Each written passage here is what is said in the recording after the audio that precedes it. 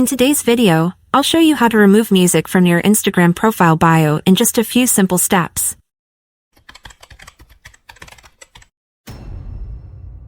First, open the Instagram app on your phone and go to your profile page. Take a moment to ensure you're logged into the correct account, especially if you manage multiple profiles. Your profile page is where you'll see your bio, profile picture, and any music currently added.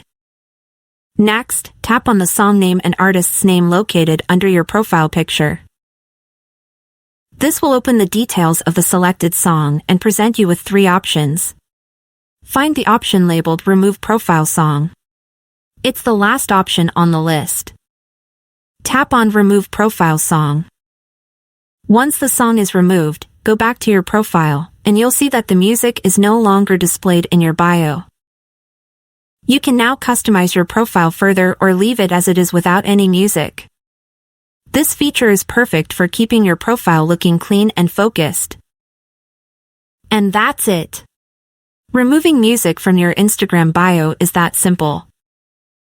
If this video helped you, don't forget to like, comment, and subscribe for more quick tutorials.